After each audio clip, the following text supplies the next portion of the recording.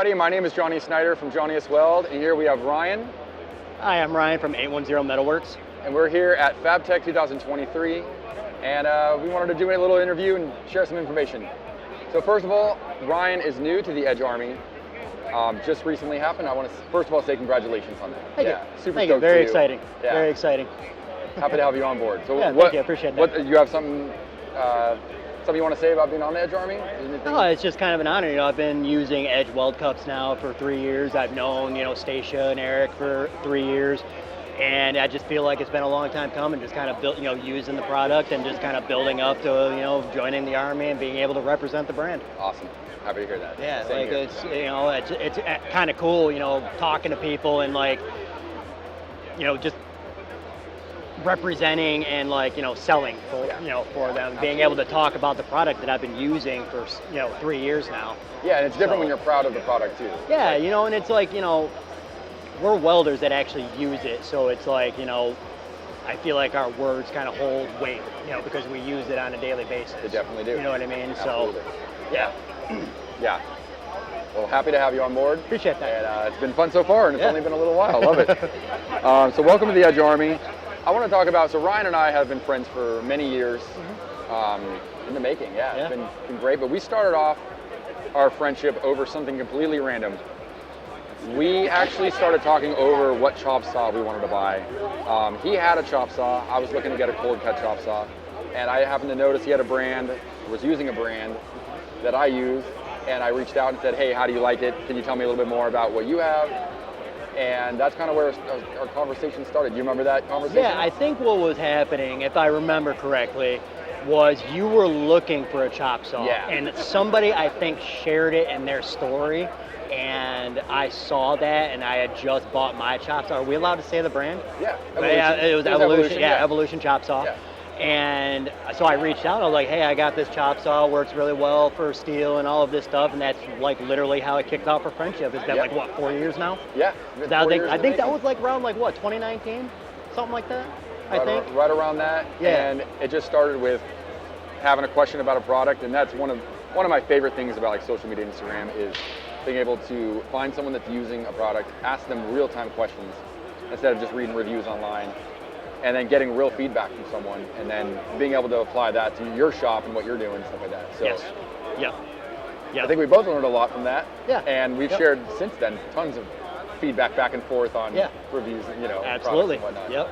So that was a fun first experience to get to know you, and it's been fun. It's been great. Yeah, absolutely. Yep. I love it. One thing over our hanging out, chatting, and all that kind of stuff. One thing I've never asked you is, how did you get into welding? On accident. On accident? On accident. Yeah. So I used to work for, way back, I think in 2006-ish. I worked for just an automotive, your standard, button pushing, that kind of company. And I don't remember exactly how it happened, but somehow a MIG gun ended up in my hand, and I started welding junk. I remember trying to fill holes on parts that I pulled out of the scrap hopper, and I went from that to repairing welds that the robots were doing, because everything, all the welding there was all robotic. There was no hand welding. It was all robotic, automotive stuff. Yeah. But robots are not perfect, so they would blow holes and stuff in them. So my job then became filling in and messing up, undercut and all that stuff, and it just blossomed from there. For years upon years, every company, up until the company I'm working for now, it was all just repair welding. Whether it was on a line or secondary operation, that's what I was doing. It wasn't until I started working for the company that I've been working for now. It's been about 12 years now, where I've been able to take downtime and actually fabricate stuff, cut stuff. I had never cut steel and put it together to make a box. You know what I mean? And learning how to weld aluminum, I literally just started grabbing junk out of the hopper, just started laying beads on it. Wow. For hours, because my shop is feast or famine. It's either we're working, all this overtime, or we're so slow that I'm literally just welding junk just to look busy. Just to do something. And that's literally how I learned how to weld aluminum. Wow. I am completely self-taught. I've taken no schooling. That was going to be my next question. Yeah, was, did you go to everything school that or I've anything? done has been self-taught with help along the way. You know, I work with people that have been doing it for however long. Like they're at work and stuff like that? They give me pointers along the way, and I just apply that.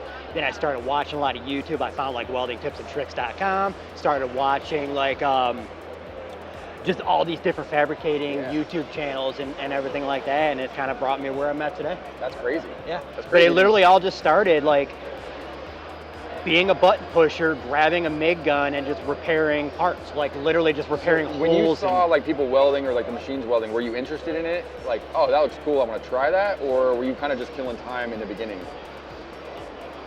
I'm gonna be honest with you, I don't really remember. That was a long time ago. Yeah. That was a long time ago. That's all right. I think I was interested because I've always been the kind of guy that I like having as many hats as possible. I want as many skills as I can get under my belt because in my eyes, I feel like I'm more valuable. Like at the current company that I'm at now, like I've ran presses, I've ran lasers, I've literally chipped BBs. Yeah. You know, because like a lot of companies out there, when things are MIG welded, they want pristine parts and they don't want BBs on it. They wire wheel the welds and all that. I've literally done that. You know what I mean? So amazing. I think I just wanted another feather to put in my hat, and this one stuck. There we are. This one stuck really well. Yeah. Yep. I think to go from completely knowing nothing to all self-taught to where you're at now has been a huge journey to make it. And are we allowed to talk about where you work now, or maybe some of the stuff you do? Yeah. No, there's not anything like so super. We go from practice pieces just for fun or just to learn a little bit to where we're at now at your job. So what do you do during the day when you're at your day job welding? So my day job, I do basically welding and CNC plasma. I'll do fabrication, custom fabrication. I'll do fire pits. I'll do custom signs. I've got an Etsy and a website where I sell like pre-made stuff. Scrap art. I do scrap art. Like I have these trophies that are pretty popular, like the piston trophies that you see on Instagram. I've sold probably like somewhere between 20 to 30 of those. And I've only been doing them for like maybe a year, two. Yeah, maybe about a year. I forget how long it's been. Yeah. But yeah, I mean, really, within reason, if something comes to my table, I try to take it. There's certain things that I refuse to take, but for the most part, yeah, it's just like a little bit of everything. Definitely. And it's the same thing. Like I wanted to get into CNC plasma because I started watching, different YouTube channels that had CNC plasma, and I thought that was just so cool. Some of the signage that I see these people make with, like for, businesses and stuff like that. And I was like, I wanted to get into that, not only to make signs, but then like something as simple as like a bracket for a table. You don't have to hand cut it or hand drill it. All I have to do is program it, cut it, and it's done. It's done, ready to go. It's taken my business like from here to, here. Yeah. And it can only grow from there. Absolutely. You know what I mean? Like, unless I just stop doing it. Right. I can only see you growing from here and buying a second table or a bigger table or whatever. Yeah, that's the plan. That's the plan. Yep. Very few people that I see get the CNC plasma tables and stuff like that don't progress. You would actually be surprised at some of the groups that I'm in, dude. I see so many people, they buy a table, a couple months later, I never got a chance to use it, and now I'm because selling they're not it. applying themselves. Yeah. But I bought mine with the intent to make money on it. Yeah. Right. Like as a means to expand my side business, which I eventually plan to take full time. Yeah. So it was an investment for me. It wasn't like a hobby. Right. So maybe that's the difference between other people getting it. Yeah, a lot of those people, it was like a hobby. Something fun to do. Yep. Well, I think you're doing great. So, at your day job, you do robotic welding. So I actually moved away from the robotic stuff, and I've been TIG welding 100% of the time now. Oh, you switched. Okay. So I went from we have robotic spot welders and robotic MIG welders. I programmed those for over 10 years. But then I moved from that to welding aluminum SpaceX parts full time. Okay. All right. And so that's been my full-time thing for the last 9 months. Wow, okay. I think it was like, beginning of the year, this year is when I went completely like hands So off the robots. And all aluminum is what you're doing all now. aluminum, every day aluminum, 10 hours a day, 6-7 days a week. Interesting. So, and that's something that you don't share too much of, is the robotic side of what you were doing before, which is fine because you want to promote your business and things like that. But that's just, I think it's personally cool that you get to deal with that. When we're here at FabTech, we get to walk around and see some of the Robots Welding, and I'm some of always the drawn to robots it. here are really cool. Yeah. Like we stop and watch them. I'm like, yeah, our robots at work can't do that. No. Especially the spout welding ones. Like I just look at how fast they are. They're literally just, so fast, and that just blows my mind. I want to see one actually weld, not just go through the motions. I would like to see that. Yeah, let's look at some videos of this, of them showing some FabTech. Oh yeah, for sure. We'll make sure that comes in the interview. Heck yeah.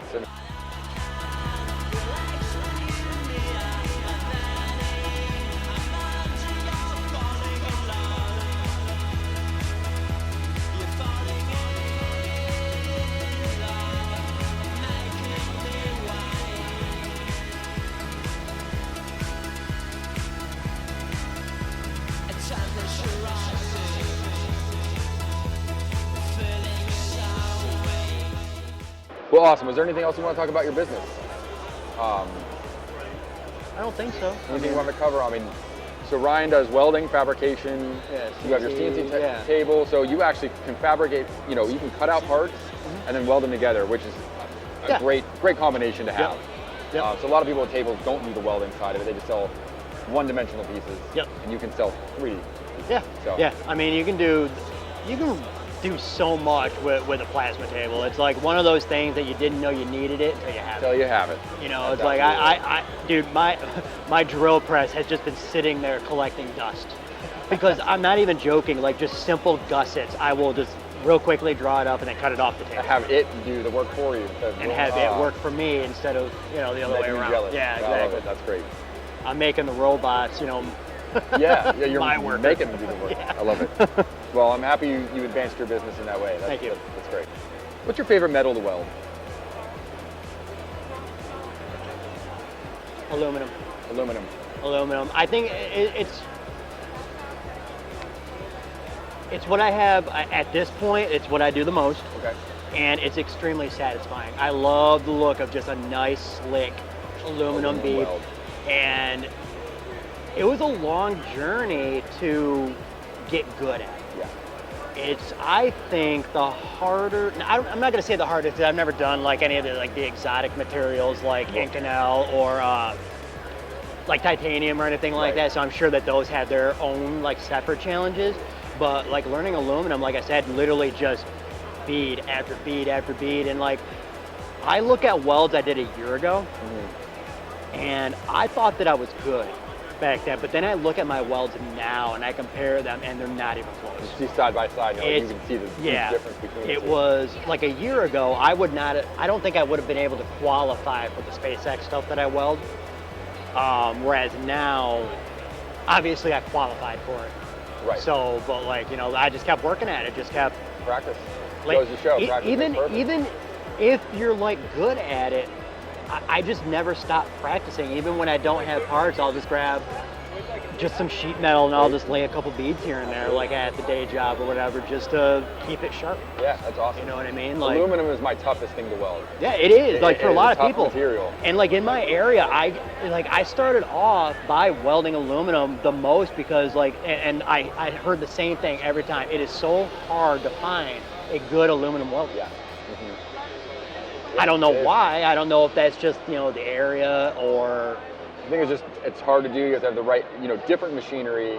There's just a lot of variables. Like cleanliness it's not next to godliness, it is godliness.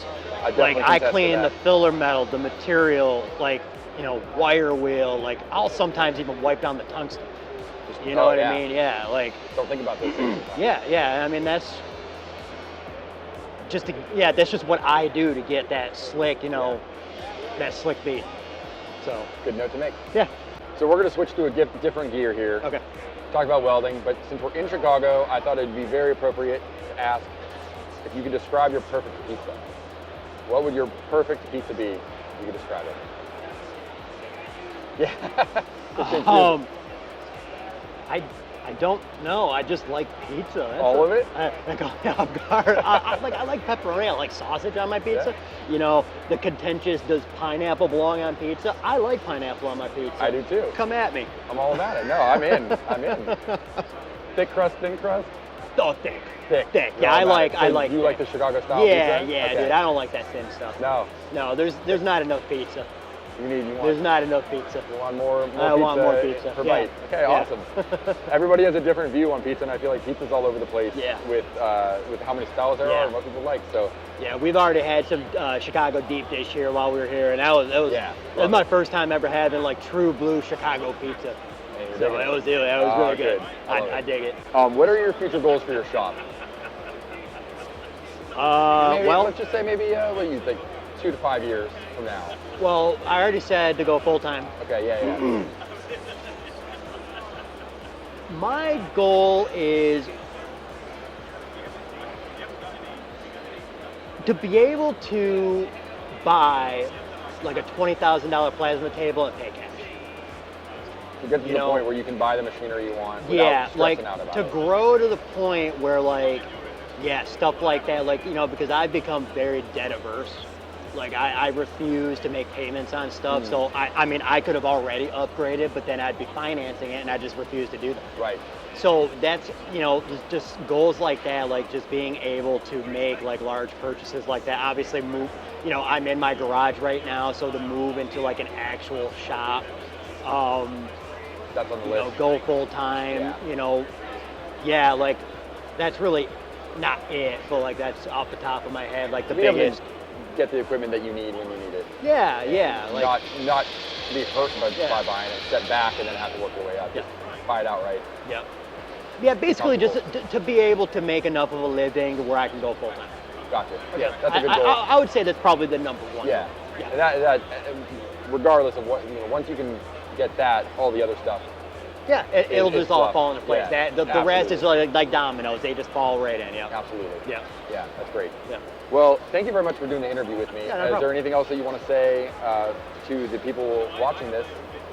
So you can find me at 810 Metalworks on all social medias, including TikTok, although I don't really use TikTok all that much. www.810metalworks.com. I do have an Etsy, 810 Metalworks.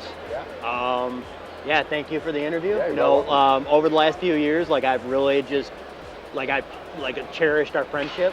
Like we both have helped each other get to the points where we're at. Yeah.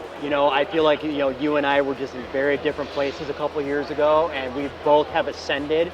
And I think that's just because of the support. Like, that's the great thing about the community is like, we are technically competitors, but we don't have to compete. You know what I mean? Yeah. Like we can help each other out. I think we can help each other more than we can be in competition. We don't have to be, it doesn't have to be cutthroat. No. There's enough work for there everybody is to be plenty of work for everybody. Yeah. So, yeah. Well, I'm glad you said that. I very much agree with that. Yeah. So, no, it's just cool, man. This is my second FabTech, and it's just cool. Here we are. Yeah. Doing an interview at FabTech. Yeah. I love it. All right. And, thanks for watching.